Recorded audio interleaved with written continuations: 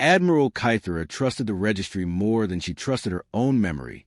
For 3,000 years, the Complete Species Registry had been the backbone of Galactic Dominion security. Every thinking species, every known homeworld, every recorded technological milestone, every threat rating, meticulously cataloged, verified, and cross-checked across centuries. The registry did not guess. The registry did not assume. The registry never missed anything. That belief had shaped the galaxy. Kythera stood at the center of the Dominion intelligence nexus, her four hands resting lightly on the curved command console as the galactic map rotated slowly before her. Tens of thousands of star systems shimmered as points of light, each one annotated with layers of data invisible to the untrained eye. Green markers meant compliant civilizations. Amber meant monitored. Red meant hostile. There were no unknowns. There had not been any for centuries. Admiral, Subcommander Vexen said carefully. That alone made Kythera turn. Vexen never used her title unless protocol demanded it, or unless something was wrong. Yes, Subcommander, she replied, her voice calm, controlled. We've received reports. Kythera's secondary eyes flicked to the data stream Vexen had forwarded. Her primary eyes remained on him. Reports are routine, she said. Your tone is not. Vexen's scales shifted color, green fading into a muted yellow. Concern, unease. A Vorak raiding fleet has been destroyed in Sector 7439. Kythera blinked once. Destroyed was not unusual. Vorak raiders died often. Which defense force engaged them, she asked. Kronar? Dominion Patrol? That's the issue, Admiral. Now she fully turned. The fleet was wiped out completely. All 12 ships. Kythera's hands paused above the console. Vorak fleets did not disappear quietly. They were transmitting distress signals, she asked. Yes, for less than 30 seconds. And then, nothing. The display shifted automatically, zooming into the outer edge of Dominion-charted space. A debris field glowed faintly, scattered with twisted hull fragments and ionized residue. Kythera recognized the ship's signatures instantly. Vorak, elite class, veteran crews. Who destroyed them, she asked again. Vexen hesitated. We don't know. Silence settled over the command chamber. Kythera felt something unfamiliar tighten in her chest. That response is not acceptable, she said evenly. Run cross-reference. Match weapon signatures. Already done. And the impacts were kinetic. Kythera frowned. Kinetic, she repeated. Against Vorak shielding? Yes, Admiral. Dense metal projectiles. No exotic energy trace. No plasma residue. Her eyes narrowed. Kinetic weapons don't penetrate Vorak shields fast enough to prevent shield activation. They didn't activate, Vexen said quietly. Kythera stared at the hologram. Vorak shields were automatic, hardwired reflex systems. They triggered in microseconds. Unless they were hit before they knew they were under attack, she said slowly. Vexen nodded. Each ship was struck in critical locations. Engines, reactors, command sections. Precision consistent across all 12 vessels. Kythera expanded the data feed, running trajectories in her mind. This required coordination, she said. Multi-vector ambush. Prepositioned firing solutions. Yes, and that level of coordination does not exist in that sector, she finished. According to the registry, Vexen said. Kythera did not like how that sounded. She summoned a registry interface and ran a direct query. Sector 7439, all known military assets. The response populated instantly. Minor trade fleets. 2 Dominion patrol squadrons, both docked at the time. Kronar hunting pack. 3 days out. No other forces. No one there could do this, Kythera said. Yes, Admiral. Her gaze lingered on the debris field. Send a science vessel, she ordered. Highest priority. The Wisdom Eternal is closest, Vexen replied. Arrival in 2 days. Good. She straightened. And Subcommander? Yes, Admiral. Lock this investigation at Omega classification. Vexen's eyes widened.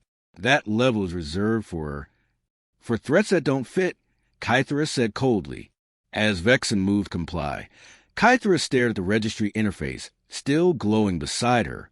Perfect, complete, absolute, yet somewhere in the outer dark, something had destroyed a fleet that should not have been vulnerable, and the registry had no name for it. For the first time in 3,000 years, the galaxy contained a blank space, and Kythera was beginning to suspect that whatever lived in that empty record had intended it that way. The wisdom eternal crossed into the unnamed system without ceremony. No warning buoys, no automated hails, no defensive broadcasts, just silence. Commander Zaxxon stood on the bridge, his mandibles tight, antennae angled forward as sensor data streamed across his display. The star ahead burned a calm yellow-white, ordinary in every measurable way.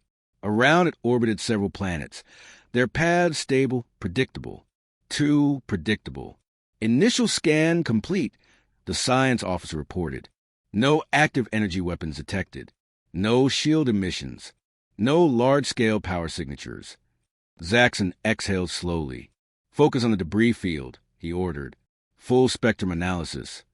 The main display shifted, and the bridge went quiet. The wreckage was everywhere. Not a single cluster, multiple overlapping debris, clouds, scattered across millions of kilometers.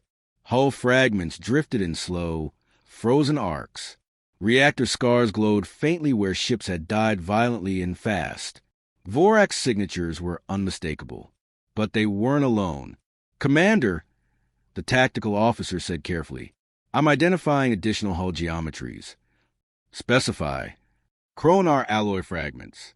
Zephyrian crystalline plating. And... He hesitated, recalibrating. Something unidentified. Zaxxon felt a chill ripple along his spine. How many ships? He asked.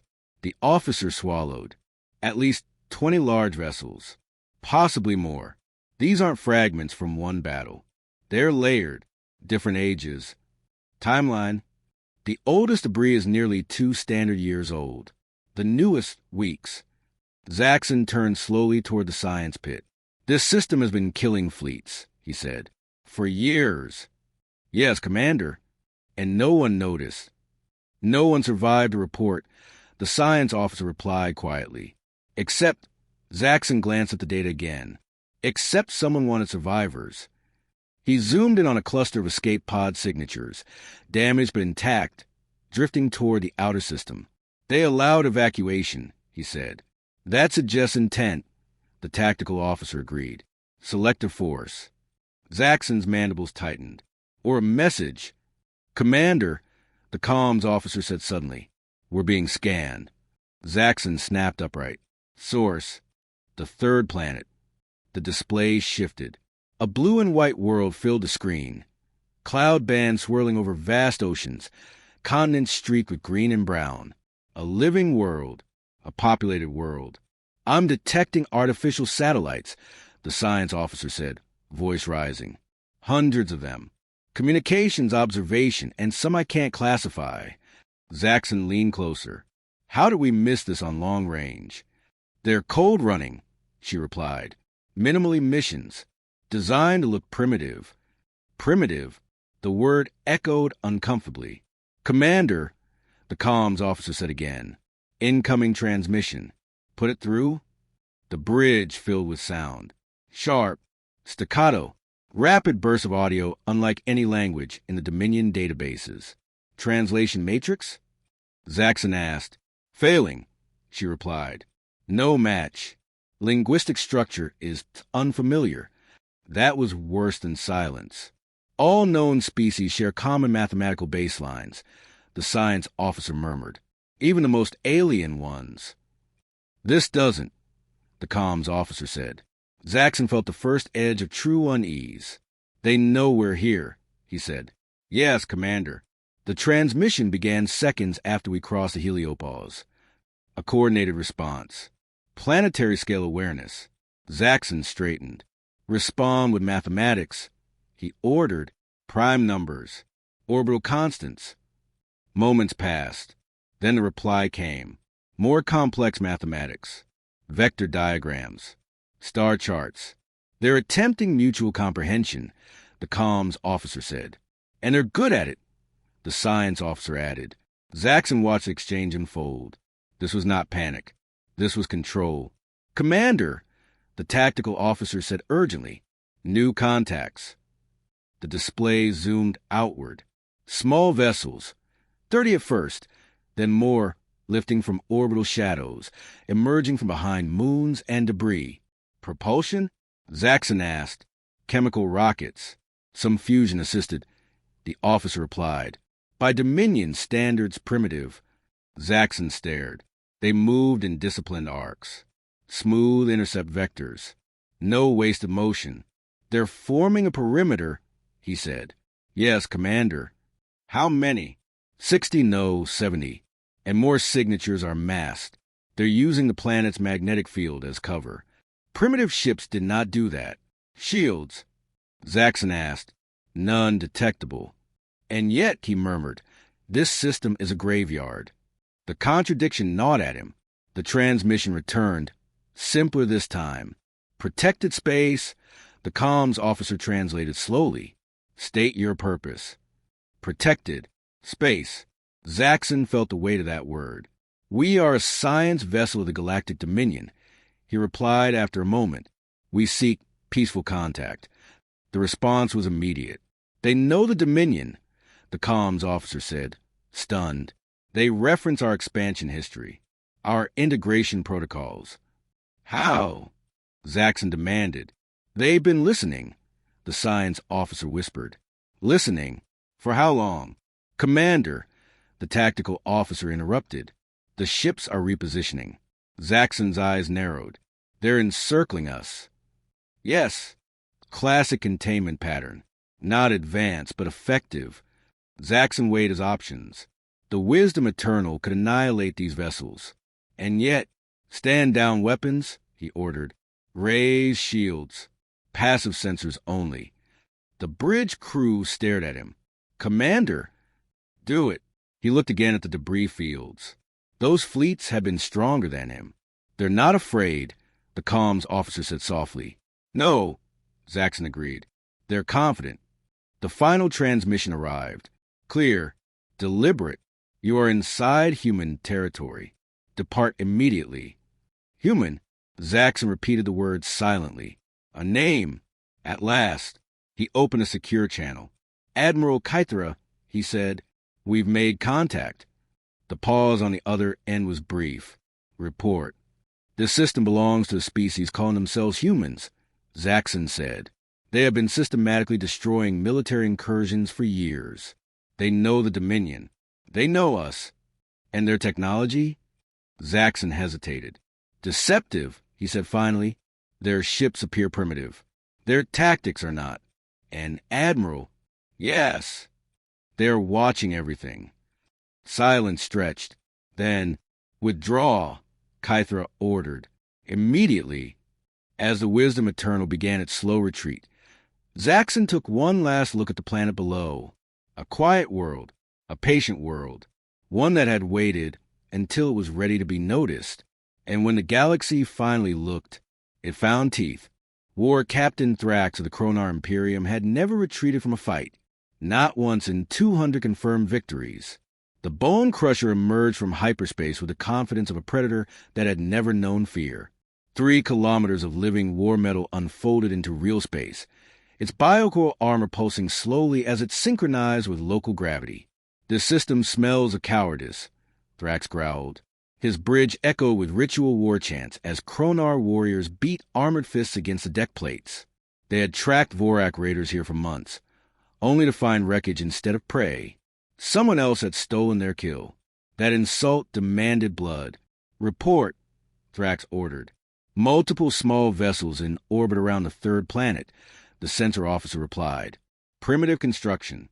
No shields. No energy weapons detected. Thrax bare his teeth. So these are the scavengers, he said. The ones who dare hunt in Kronar territory. A smaller icon blinked on the tactical display. Dominion science vessel detected. The officer added, withdrawing. Thrax snorted. Wise of them. He leaned forward, studying the planet, now filling the main view screen. Blue, white, alive, a soft world. The kind Kronar crushed early in their rise. "Transmit," Thrax commanded. The reply came immediately, translated cleanly into Kronar battle tongue. "Kronar vessel, you are entering protected human space. State your intent." "Human?" Thrax laughed, a deep rumbling sound. "You claim ownership of a star system?" he replied. "You are insects pretending to be predators." A pause. Then the human voice returned, calm, controlled. "We advise you to leave." The bridge erupted in laughter. "Arrogance from prey," Thrax said. "Weapons." The Bone Crusher's bioplasma cannons awakened, feeding from the ship's living core. Power levels climbed rapidly. "Target their largest vessel," Thrax ordered. "Erase it." "War Captain." The tactical officer hesitated. "The small ships are dispersing." Thrax waved dismissively. Fear response. But the dispersion wasn't chaotic. It was calculated. The human ships scattered into the asteroid belt, behind moons, into sensor shadows. Too wide to support one another. A mistake. "Fire," Thrax commanded. The plasma cannons roared. The target wasn't there anymore. "What?" Thrax snapped. "The human ship altered course using gravitational slingshot," the officer replied. "It used the moon's gravity to—" "Impossible," Thrax snarled. "Chemical drives can't." "Impact warning," someone shouted. Thrax turned just as the first projectile struck. Not energy. Mass. A tungsten rod traveling at a fraction of light speed. Kronar shields, designed for plasma and antimatter, collapsed instantly. The rod punched through living armor like wet clay. Hull breach. Section 7 offline. Atmosphere venting. Thrax roared. Return fire. More rods hit. Each one precise. Each one fatal. They weren't random. They were aimed. "War Captain," the tactical officer said in disbelief. "They're targeting internal systems. Engines. Power conduits. Weapon routes. How do they know where those are?" Thrax demanded. "They're using our own sensory missions," the officer realized. "Every active scan maps our internal structure." Thrax felt cold. "Disable active sensors." Too late.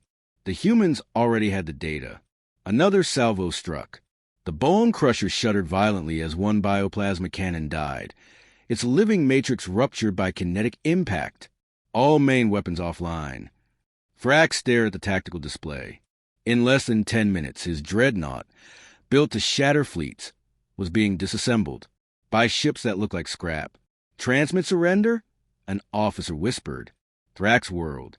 "Kronar do not surrender." The human voice cut in, uninvited. "War Captain Thrax, you may evacuate.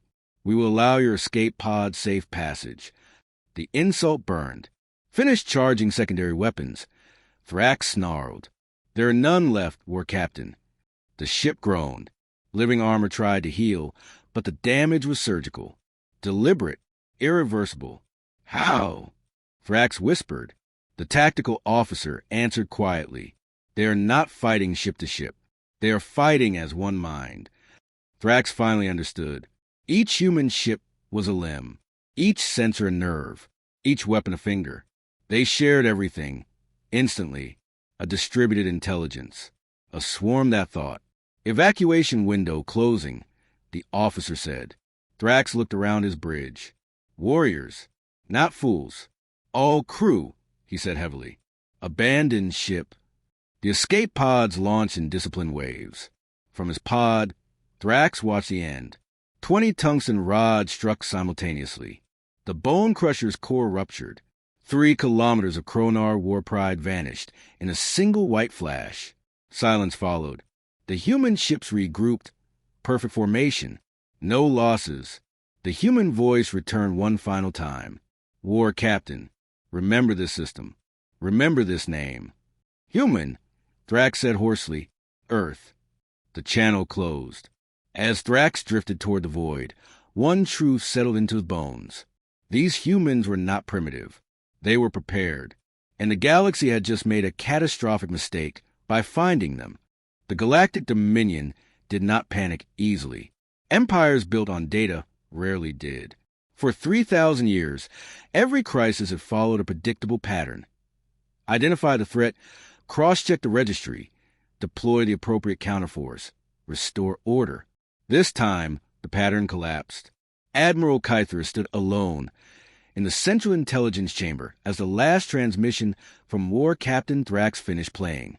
The audio cut out on the word Earth. Silence followed. Not respectful silence. Uncertainty. Kythera replayed the footage again. Escape pod telemetry. Sensor ghosts. The final moments of the Bone Crusher. Every angle told the same story. A Kronar dreadnought, one of the most feared warships in known space, had been dismantled in minutes by ships classified as technologically inferior. She turned slowly toward the registry interface. "Pull up human entry," she ordered. The system hesitated. That alone sent a ripple through the chamber. No primary species record found. The AI intoned. Kythera's hands clenched. Search alternate spellings. Linguistic variations. Historical myths. Pre-contact anomalies. The registry worked furiously. Then, no record found. Kythera closed her eyes. For the first time in 3 millennia, the complete species registry returned an empty result for an active, spacefaring civilization. She opened a priority channel. "All senior intelligence officers report to the Nexus," she said. Immediately, they arrived within minutes. Kronar observers, Dominion strategists, xenolinguists, threat analysts. Every face showed the same thing. Fear. Summarize. Demanded Council strategist Yelrek. Kythera did not soften the truth. "We have confirmed the destruction of 4 fleets across multiple sectors," she said. Vorak, Zephyrian, Kronar, and others, all destroyed by the same force. "And that force is—" Yelrek pressed.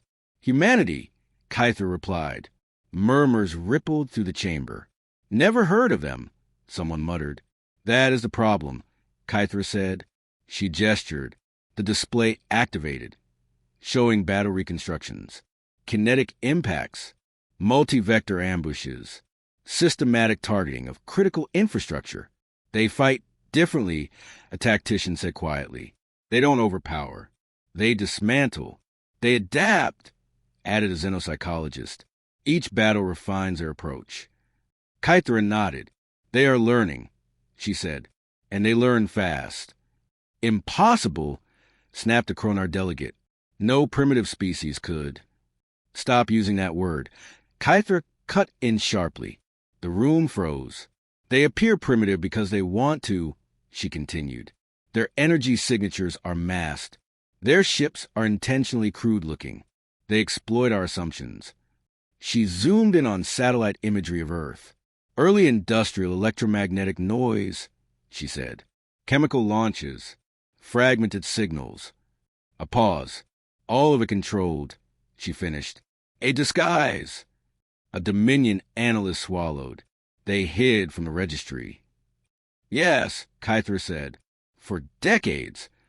A xenolinguist raised a trembling hand. "Admiral, their language." Kythera turned. "It does not match any known family," the linguist said. "Their thought patterns are divergent, direct, efficient, blunt," someone murmured. "Dangerously so," the linguist corrected. "Threat classification?" Yelrek asked. Kythera hesitated. Every instinct screamed caution. "If provoked," she said carefully, "they represent an extreme-level threat." The chamber erupted. "Extreme. Against the Dominion? Based on what for battles?" Kythera raised her voice. "For battles they won without suffering losses," she said. "Against enemies who underestimated them." Silence returned. "And they allowed survivors," she added. "Deliberately." "Why?" Yelrek asked. Kythera looked at the wreckage again. "To spread the warning," she said. A junior analyst spoke hesitantly. "Admiral, there's more." Kythera turned. "We cross-reference destroyed fleet locations," the analyst said. "They form a pattern." The display shifted. A sphere appeared, nearly 100 light-years wide, centered on Earth. They've been enforcing a border, the analyst whispered, quietly, for years. The implication hit like a kinetic strike. They didn't just defend themselves, Yelrek said slowly. They claimed territory. And enforced it, Kyther replied. A secure channel chimed. Admiral, the comms officer said.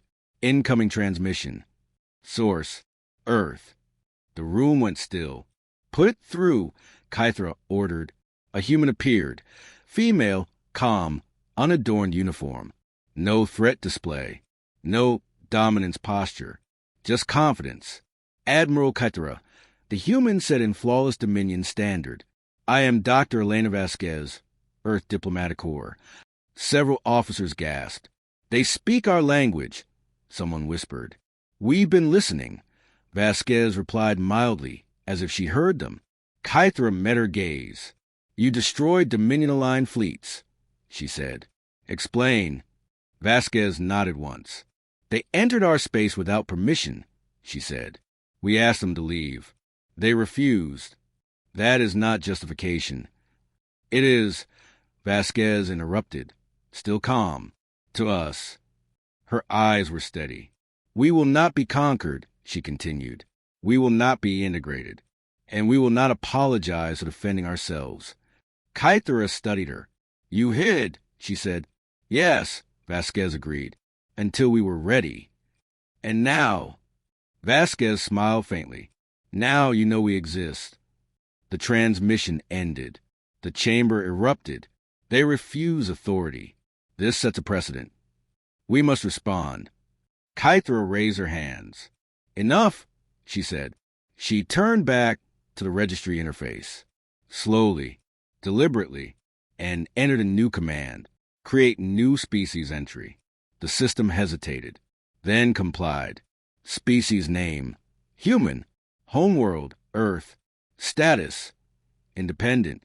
Technology level variable. Threat assessment. Extreme if provoked. Notes. Not in the records. Do not underestimate. Kythera stared at the final line.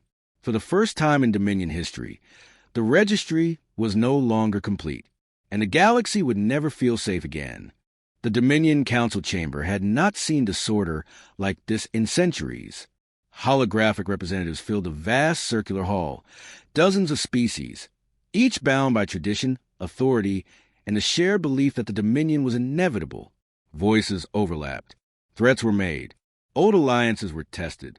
At the center of it all stood Admiral Kythera. She had delivered the report once.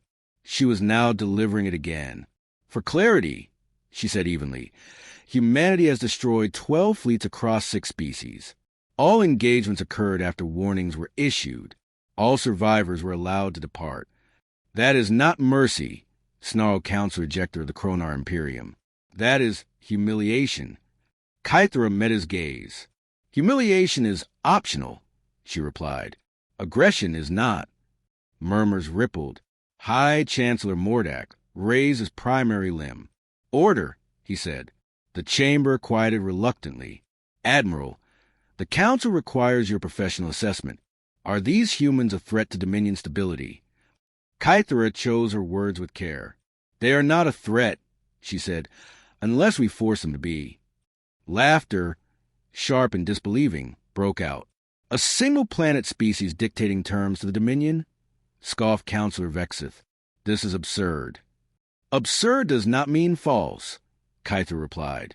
They have demonstrated capability beyond their apparent technology level. They adapt faster than any species on record. Then we crush them now, Vexith snapped, before others follow their example. Kythera felt the weight of that sentence. An attack would be costly, she said, and uncertain. The word uncertain ignited the chamber. The Dominion has never lost a war, roared a Zephyrian delegate. The Dominion has never faced an enemy like this, Kythera countered. She activated the display. Battle simulations unfolded. Dominion fleets engaging human formations. Every scenario ended the same way. Ambush, disruption, losses escalating. These projections assume humans fight openly, Kythera added. Their entire doctrine suggests they won't. Silence fell. Then what do you propose? High Chancellor Mordak asked. Kythera inhaled. Recognition, she said. Formal acknowledgement of human independence. A non-aggression pact. Outrage exploded. Rewarding defiance. Encouraging rebellion. This undermines Dominion authority. Kythera stood her ground. This preserves it, she said. If we attack and fail, we prove the Dominion can be resisted. If we recognize our independence, we frame it as respect for exceptional capability. The chamber simmered. And if others demand the same? Vexa challenged. They won't succeed, Kythera replied calmly. They are not human. That unsettled many more than it reassured. The vote was called. The margin was narrow, but history shifted. By council decision, High Chancellor Mordak announced, the Dominion will extend and offer formal diplomatic recognition to the human species. Kythera exhaled, slowly. 3 days later, she returned to the Sol system. This time, her fleet was smaller. No weapons charged. No dominance displays. The human orbital station awaited her, angular, functional, efficient, not impressive by Dominion standards, and yet deliberate. Dr. Elena Vasquez greeted her personally. Admiral, she said, you're earlier than expected. We did not wish to test your patience, Kythera replied. Vasquez smiled faintly. Good. They sat across from one another in a stark meeting chamber. The Dominion Council offers recognition. Kythera began. Independent status. Trade access. Mutual non-aggression. Vasquez listened without interruption. When Kythera finished, the human diplomat folded her hands. We decline, she said. The word echoed. You decline, Kythera repeated. Yes, Vasquez said gently. We will not enter formal agreements with the Dominion. Kythera frowned. This is unprecedented, she said. It is an acknowledgement of equality. And equality, Vasquez replied, has a way of becoming hierarchy over time. Kythera studied her. You fear integration. We have studied it, Vasquez corrected. Your history is thorough. And what do you want? Kythera asked. Vasquez met her gaze. To be left alone, she said. To develop on our own terms. To defend ourselves if necessary. And if the Dominion cannot accept that, Vasquez's expression did not change. Then we will continue doing what we've been doing. The implication was unmistakable. Kythera returned to her flagship with a heavy mind. She recorded her final recommendation. Humanity will not submit, she stated. They do not seek empire, but they will resist one. Force will not break them, only sharpen them. She paused. The question before the Dominion is no longer whether we can control humanity, she continued. It is whether we can afford to try. She sent the report and waited. On Earth, Captain Sarachin stood before a growing fleet. New hulls, new designs, still simple, still deceptive. Status? She asked. Independence-class vessels ahead of schedule, an officer replied. 6 months to deployment. Chin nodded. We won't hide forever, she said, but we won't rush either. She looked at the star map. So much space, so many watchers. Let them argue, she said quietly. We'll be ready. High above, in the Dominion Council chamber, High Chancellor Mordak stared at the human entry in registry. Status, independent. Compliance, not applicable. For the first time in Dominion history, authority had limits, and everyone could feel it. The Galactic Dominion had never truly understood how dangerous an example could be. Fleets could be destroyed. Rebellions could be crushed. Wars could be rewritten in official history. But an example once seen could not be erased. Admiral Kythera stood alone on the observation deck of her flagship as intelligence reports flooded in from every direction. Not military alerts. Not invasion warnings. Defiance. Admiral. The intelligence officer said quietly, 3 outer rim systems have suspended Dominion compliance operations. Kythera did not turn. Reason, she asked. They are citing humanity. The word had weight now. Humanity. It's spreading, the officer continued. Local governments are asking why independence was denied to them but granted de facto to Earth. Kythera closed her eyes. This was the inevitable consequence no simulation had fully captured. Humanity had not just survived. They had proven something far more destabilizing. That resistance was possible. The Dominion Council chamber was full again, but the tone had changed. There was less anger now, more fear.